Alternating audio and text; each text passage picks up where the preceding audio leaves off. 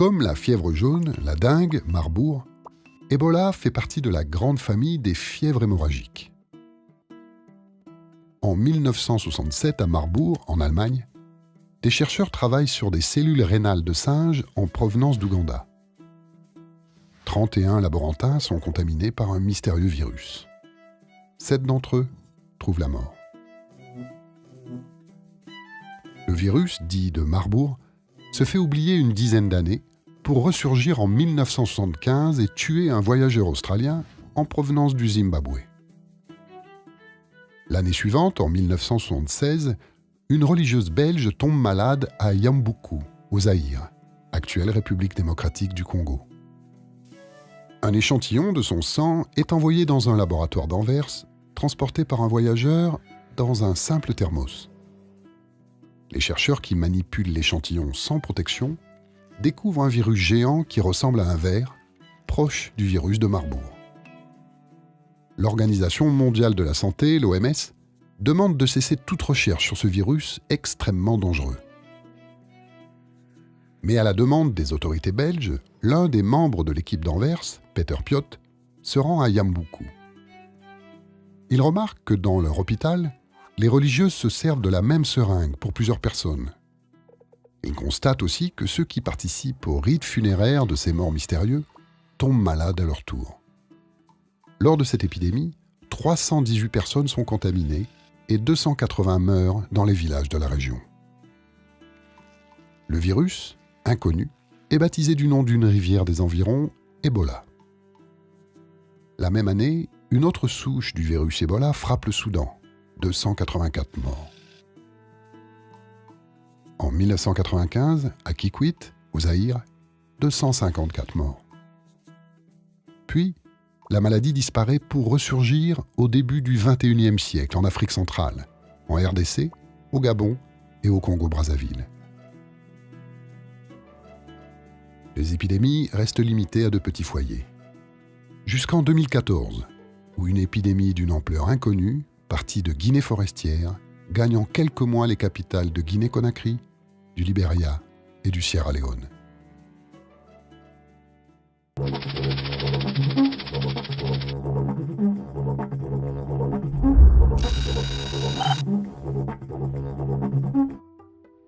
En 1976, le virus Ebola apparaît pour la première fois au Zaïre, devenu depuis la République démocratique du Congo.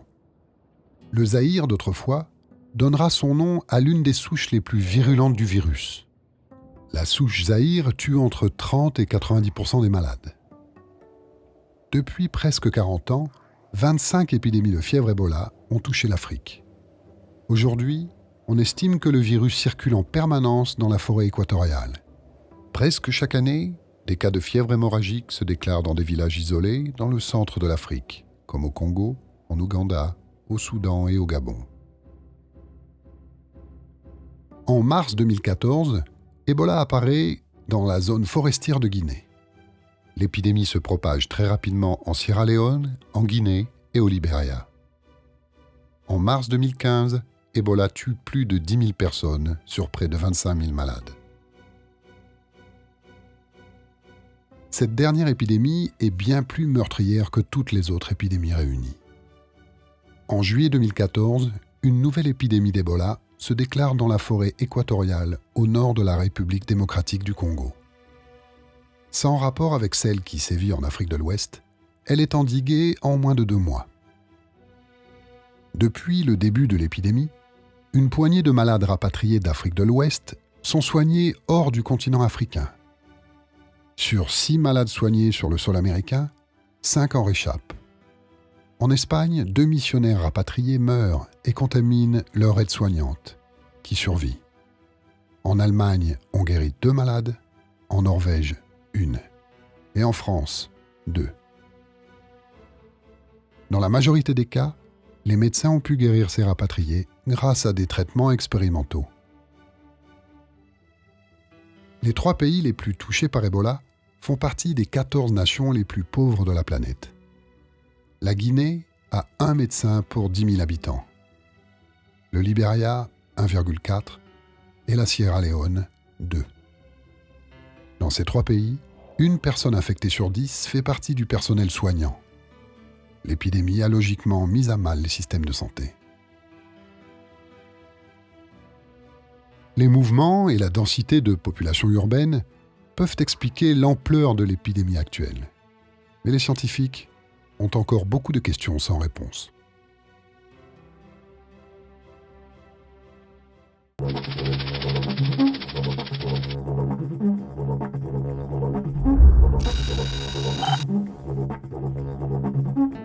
Machupo, Lassa, Junin, Crimée-Congo, Ebola, Marbourg, autant de noms de fièvre hémorragique que de virus.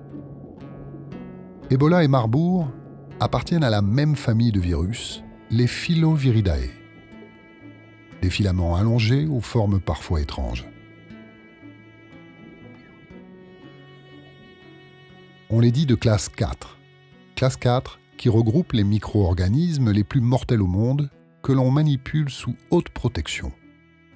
Micro-organismes contre lesquels il n'existe encore ni vaccin ni traitement.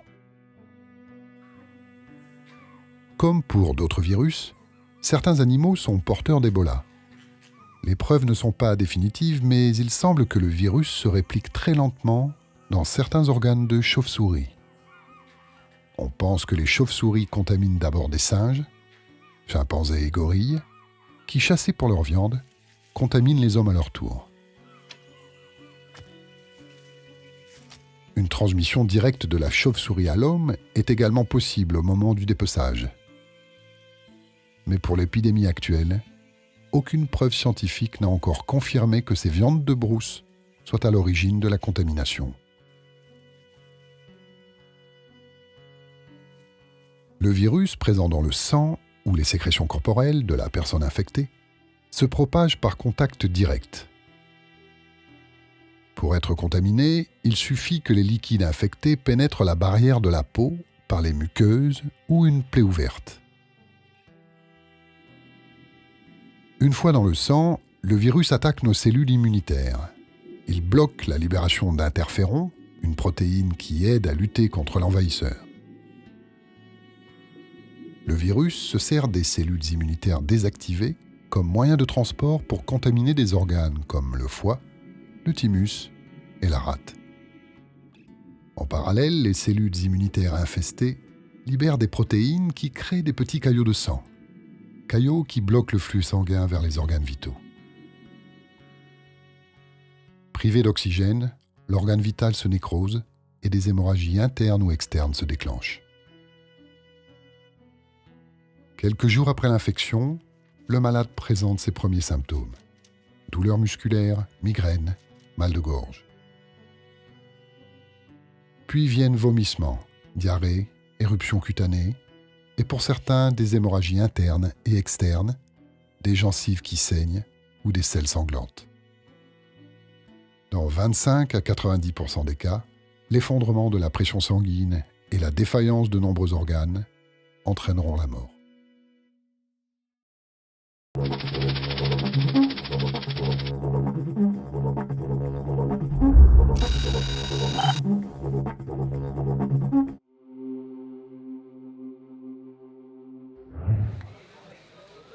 Un malade Ebola n'est contagieux qu'à partir du moment où il présente des symptômes. Plus l'infection progresse, plus elle risque de transmettre le virus. Les corps des personnes décédées d'Ebola sont extrêmement dangereux, en particulier quand la famille les manipule pour les rites funéraires. Dès l'apparition des symptômes de la maladie, un test diagnostique s'impose. On utilise la PCR, technique qui amplifie le matériel génétique d'un éventuel agent infectieux. Le virus est détectable entre 2 et 10 jours après l'apparition des symptômes. Le virus ne résiste ni au soleil, ni au vent, ni au chlore, ni au savon.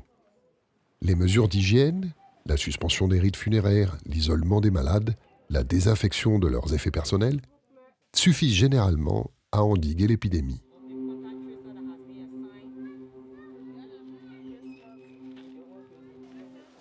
Les soignants sont en première ligne. En plus des mesures d'hygiène universelles, ils doivent revêtir tout un arsenal de défense. combinaison isolante, tablier, masque, cagoule, lunettes, gants. C'est lorsque le soignant ôte ses protections que le risque de se contaminer est le plus grand. Il n'existe pas encore de traitement ni de vaccin contre Ebola. Les médecins doivent se contenter de réhydrater leurs patients, voire de transfuser leurs malades et de prescrire antibiotiques et antidouleurs.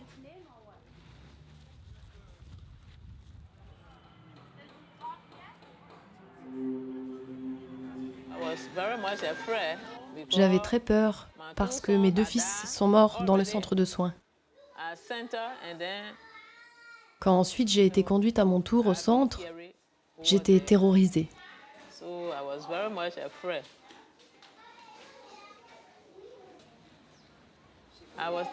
J'étais enseignante.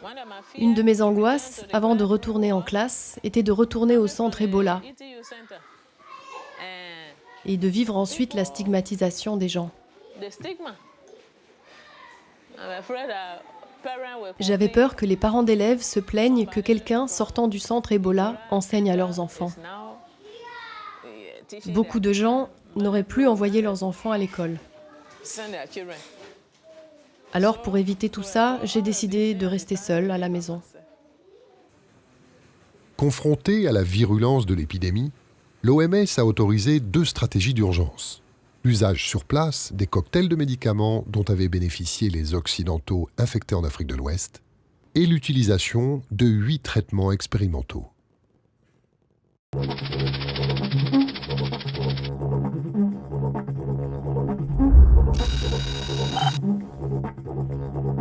La particularité d'Ebola, la première, c'est que c'est la première fois qu'on doit aller aussi vite. En termes de développement de vaccins, quelque chose qui prend plusieurs années, on nous demande de faire ça presque en quelques mois.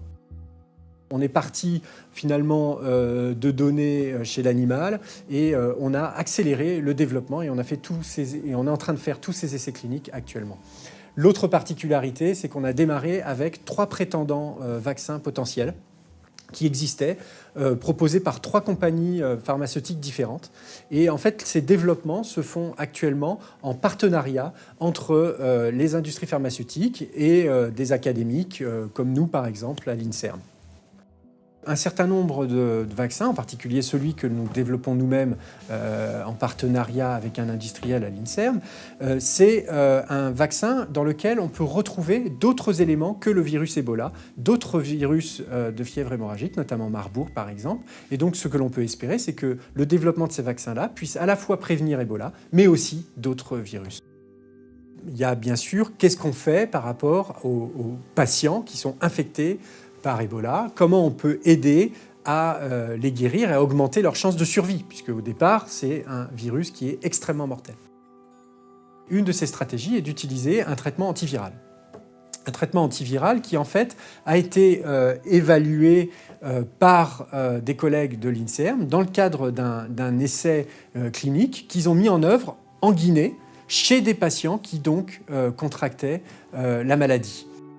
Qu'on n'en ait pas à une réponse immédiate, absolue, que oui, ce traitement est efficace, mais on a des éléments pour penser que, il est pas mal toléré, il ne fait pas de mal par lui-même, et il aurait des chances de véritablement aider à la guérison des patients.